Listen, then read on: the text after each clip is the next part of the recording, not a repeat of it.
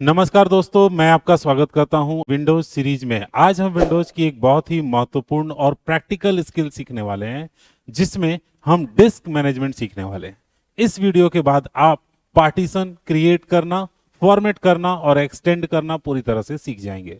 दोस्तों, ये वीडियो खासकर उन लोगों के लिए है जो गवर्नमेंट या प्राइवेट जॉब में एग्जाम में विंडोज सिस्टम एडमिनिस्ट्रेशन के क्वेश्चंस को समझना चाहते हैं। और हाँ, इसका सिक्योरिटी और प्रैक्टिकल एस्पेक्ट भी हम कवर करेंगे। शुरुआत करेंगे सबसे पहले नंबर सवाल कि डिस्क मैनेजमेंट क्या होता है। दोस्तों, विंडोज का बिल्ड इन सेटअप है, ये आपका बिल्ड इन टूल कह सकते हैं, जो कि डिस्क मैनेजमेंट होता है। ठीक है, और जो हमें हार्ड ड्राइव को स्टोरेज ड्राइव में मैनेज करने के लिए हेल्प करता है या फिर सुविधा देता है। यानी आप अपना हार्ड ड्राइव मैनेज कर सकते हैं, अपना स्टोरेज डिवाइस मैनेज कर सकते हैं इसके जरिए। जैसे आप पार्टीशन क्रिएट कर सकते हैं, आप पार्टीशन को फॉर्मेट कर सकते हैं, पार्टीशन को एक्सटेंड और श्रिंक कर सकते हैं, यानी फैला सकते हैं, और उसे शॉर्ट में भी कर सकते हैं। आप उसके एक लेटर असाइन कर सकते हैं, जो कि होगा जैसे डी ड्राइव, ई ड्राइव जो आपको दिखता है, वो आप इसमें असाइन करके रख सकते हैं। विंडोज में डिस्क मैनेजमेंट टूल कौन सा होता है? अगर आपसे एग्जाम में यह सवाल पूछा जाता है तो उसका जवाब होगा डिस्क mgmt.msc। ये आपका कोड हो जाता है। ये विंडोज डिस्क मैनेजमेंट ओपन करता है, जिसके जरिए आप सारा मैनेजमेंट कर सकते हैं। इस तरह का कुछ आपको स्क्रीन दिखता है, जहां पर आप कोई भी ड्राइव को फॉर्मेट कर सकते हैं, रिक्रिएट कर सकते हैं, एक नई ड्राइव एलोकेट कर सकते हैं। वो सारे काम मैं आपको एक एक करके पूरा डिटेल में बताने वाला हूं इस वीडियो में। तो सबसे पहले नंबर आप ये समझिए कि पार्टीशन, यानी कि जो डिस्क का पार्टीशन हम करते हैं वो क्यों जरूरी है। तो दोस्तों, डिस्क का पार्टीशन जैसे मैंने यहां पर आपको करके दिखाया हुआ है, C drive, D drive, E drive, तो इन सब का क्या जरूरत है, क्यों रिक्वायरमेंट है? तो हार्ड ड्राइव को अलग अलग हिस्सों में बांटने के लिए यूज करते हैं। ड्राइव ऑर्गेनाइज करने से चीजें आपकी आसान हो जाती हैं, यानी कि जो भी आप डेटा रखे हुए हैं इसमें वो सही से रहेगा। मल्टीपल ओएस इंस्टॉल कर सकते हैं, हालांकि ऐसा तो करता नहीं है कोई, एक ही ओएस काफी रहता है, बट आप कर सकते हैं। फिर उसके बाद से बैकअप और सिक्योरिटी के लिए सेफ हो जाएगा, ये सेफ होता है। तो ये टोटल चीजें होती हैं जो इसमें आपको कवर अप हो जाती हैं। प्रैक्टिकल एग्जांपल, मान लीजिए आपके पास 500 जीबी का हार्ड ड्राइव है और इसमें दो पार्टीशन में बांटना है, सी ड्राइव ओएस के लिए, डी ड्राइव डेटा रखने के लिए। तो ओएस अगर क्रैश हो जाएगा तो आपका जो मेन डेटा है वो तो सेफ रहेगा ना, दूसरे जगह होने की वजह से। अगर एक ही में सब डेटा रहेगा और वो अगर क्रैश होता है या आपको सिस्टम फॉर्मेट करना पड़ता है तो फिर आपका सब कुछ खत्म हो जाएगा। ठीक है, तो ये चीज आप ध्यान रखिएगा। दो ड्राइव अगर आपने बना लिए हुए हैं, दो ड्राइव रख लिए हैं, सी और डी, तो अगर आपका एक में प्रॉब्लम होता है या आपका ऑपरेटिंग सिस्टम करप्ट होता है तो सिर्फ ये जाएगा, आपका पूरा डेटा सेफ रहेगा। अगर आप दोनों एक में रखते तो फिर तो सब चला जाता। इसलिए ये पार्टीशन बहुत ज्यादा इंपॉर्टेंट हो जाता है, अगर आप प्रैक्टिकल एस्पेक्ट से देखते हैं तो भी। ठीक है, अब हम लोग बात करते हैं कि कैसे हम लोग एक वॉल्यूम क्रिएट करेंगे, एक नया ड्राइव कैसे क्रिएट करेंगे। तो पार्टीशन कैसे बनाएं, स्टेप बाय स्टेप पूरा गाइड देते हैं आपको। सबसे पहला काम होगा, डिस्क मैनेजमेंट ओपन कीजिए, फिर उसके बाद श्रिंक वॉल्यूम पे क्लिक करिए, जो कि मान लीजिए आपका सी ड्राइव अगर दिखा रहा है कि 500 जीबी है, ठीक है, तो इसके ऊपर क्लिक करिए श्रिंक वॉल्यूम। फिर उसके बाद क्लिक करने के बाद कितना स्पेस आपको चाहिए वॉल्यूम, वो आपको यहां पर डिफाइन करना है। ठीक है, न्यू सिंपल वॉल्यूम आपको ये बनाना है, उसके ऊपर क्लिक करना है, जहां पर आप सब कुछ डिफाइन करेंगे कितना साइज होगा। श्रिंक होने के बाद एक अनएलोकेटेड स्पेस आपको दिखाई देगा, जिसको आपको यूज करना है। ठीक है, स्पेस जो आपको मिलेगा अनएलोकेटेड, उस पर राइट क्लिक करना है, न्यू सिंपल वॉल्यूम आप चले जाएंगे, और फिर उसके बाद से क्या करेंगे, जो भी उसका लेटर आपको देना है, ए बी सी डी, जो भी लेटर आप देना चाहते हैं वो लेटर दीजिएगा, और फिर फिनिश कर लीजिएगा। आपका नया ड्राइव बनके रेडी हो जाएगा। हाँ, न्यू ड्राइव जब भी आप बनाते हैं उसके बाद उसको क्या करना होता है, फॉर्मेट करना होता है।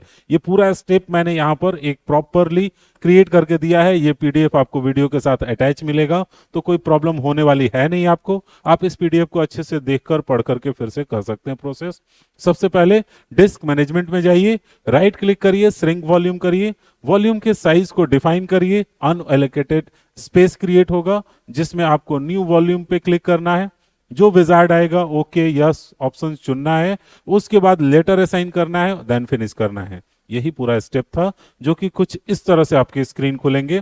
यहां पर जैसे ड्राइव दिखा रहा है, सिंपल वॉल्यूम चुना, हमने वॉल्यूम डिफाइन किया, श्रिंक किया, और इसी तरह से हम प्रोसेस करके अपना तैयार करते हैं नया हार्ड डिस्क का पार्टीशन। ये पूरा स्टेप बाय स्टेप गाइड आपके लिए है। आगे बढ़ते हैं। अब ये पार्टीशन जो हम करेंगे उसको एक जरूरी काम ये करना होगा, उसे ऐसा बनाना होगा कि उसमें डेटा रख सके, नहीं तो वो दिखाई नहीं देगा आपके कंप्यूटर में। पार्टीशन तो हो गया होगा बट वो ऐसा नहीं दिखेगा कि आप उसको यूज कर पाए, अनयूजेबल होगा। तो उसको यूजेबल बनाने के लिए आपको उस पार्टीशन को रेडी टू यूज करने के लिए ओल्ड डेटा को क्लीन करना होता है, जिसको हम लोग बोलते हैं फॉर्मेट करना। आप राइट क्लिक करिए और फॉर्मेट चुनिए, डायरेक्टली फॉर्मेट हो जाएगा। फाइल सिस्टम को सेलेक्ट करना है NTFS F8032, जिसे आपको करने की जरूरत नहीं होती है, वो बाय डिफॉल्ट चुना रहता है। वॉल्यूम लेबल दे दीजिए और क्विक या फुल फॉर्मेट करके उसको पूरा का पूरा पुराना डेटा इरेज कर दीजिए। इन सब कामों को करने से पहले आपके लिए एक सलाह होगा, अपने डेटा का एक बैकअप रख लीजिएगा। अगर उसमें पहले से कुछ डेटा है तो, नया नया आप कंप्यूटर लाए हैं तो उसमें कोई डेटा नहीं है, फिर कोई दिक्कत नहीं है। आप नया पार्टीशन जो भी बनाए उसमें कुछ भी नहीं है पहले से, आप इजीली आप उसको फॉर्मेट करिए, देन आप उसको यूज कर सकते हैं। आगे बढ़ते हैं हम लोग और समझते हैं quick format versus full format क्या है। क्विक फॉर्मेट हो गया जिसमें सिर्फ और सिर्फ आपका क्या होगा, फाइल का टेबल डिलीट होगा, रिकॉर्ड रिकवरेबल होता है, यानी उस हार्ड डिस्क से वापस से डेटा को रिकवर किया जा सकता है। फुल फॉर्मेट में क्या होगा, डेटा परमानेंटली डिलीट हो जाएगा। बैड सेक्टर्स चेक करने के लिए यूज किया जाता है, मतलब कई जगह पर अलग अलग सेक्टर्स बन गए, पूरा का पूरा फॉर्मेट सही से ठीक नहीं है, मिसमैनेज है, आपका जो ड्राइव है बहुत ज्यादा प्रॉब्लम कर रहा है, तो फुल फॉर्मेट करिए, पूरी तरह क्लीन हो जाएगा और फिर आप अपना डेटा रख सकते हैं अच्छे से। एग्जाम के फेवरेट टॉपिक्स में से ये होते हैं। अब बात करते हैं एग्जिस्ट जो पार्टीशन है, मतलब मेरे पास पहले से ही 200 जीबी का पार्टीशन है और एक हमारे पास खाली पड़ा हुआ है 50 जीबी का पार्टीशन, या हमारे पास 100 जीबी का है और 50 जीबी का पार्टीशन यहां पर दिख सकता है आपको अनएलोकेटेड है, तो इसको मुझे ऐड करना है इस 100 जीबी में, और इसके साइज को क्या करना है, मुझे 150 दिखाना है। तो उसका प्रोसेस मैंने यहां पर दिया हुआ है। एग्जिस्टिंग पार्टीशन का साइज कैसे बढ़ाएंगे, सबसे पहली कंडीशन है कि अनएलोकेटेड ड्राइव जो है स्पेस आपके पास होना चाहिए पहले नंबर।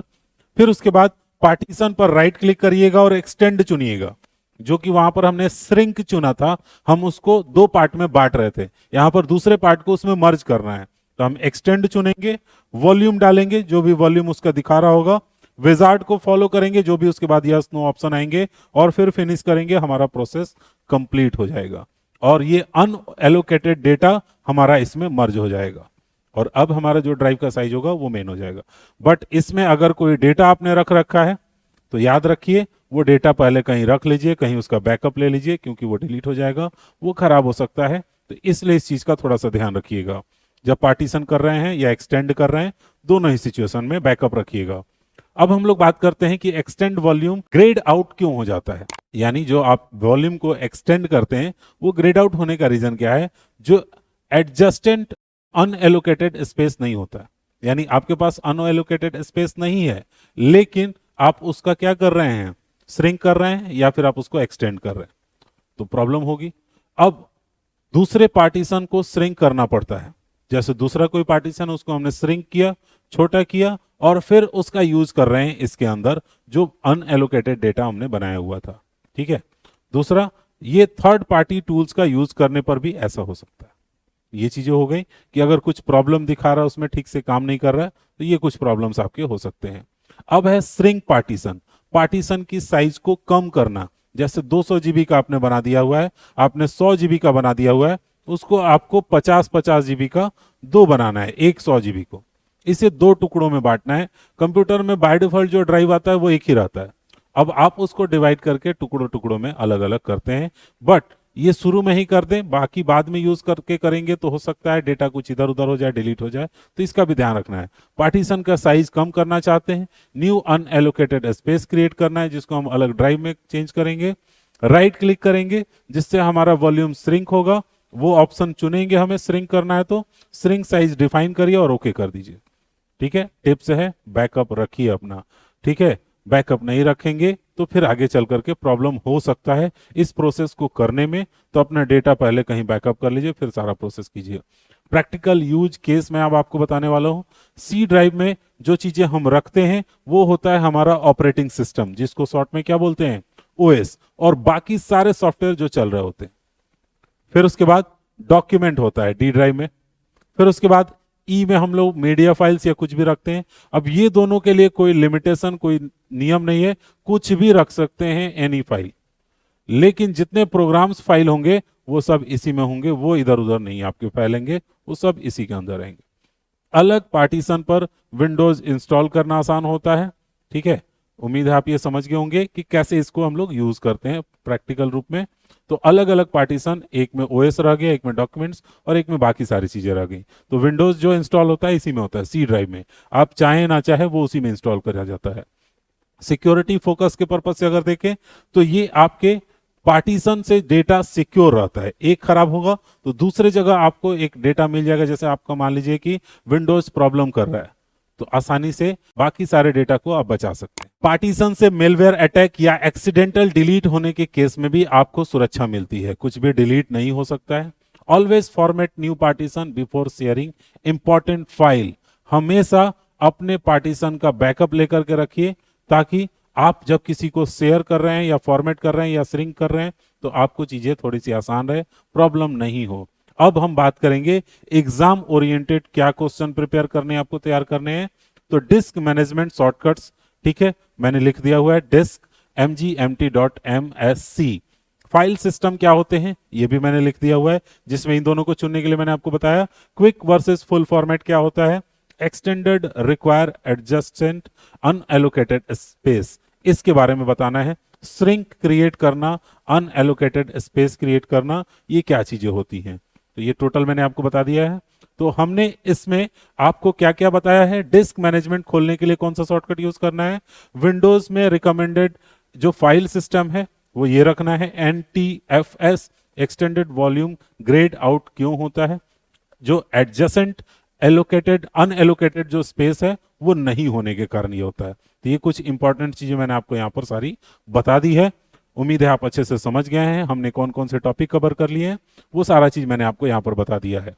तो ये हमारा हो गया डिस्क मैनेजमेंट क्या है, पार्टीशन क्रिएट करना क्या है, फॉर्मेट करना, एक्सटेंड और श्रिंक करना, पार्टीशन सिक्योरिटी। नेक्स्ट इसके बाद से आपको वीडियोस मिलेंगे विंडोज 7 और विंडोज 10 को पूरा फॉर्मेट करने का स्टेप, बिगिनिंग से लेकर के एंड तक नोट्स के साथ। उम्मीद है आपको ये सारा प्रोसेस समझ में आया होगा, विंडोज सीरीज पसंद आ रहा होगा।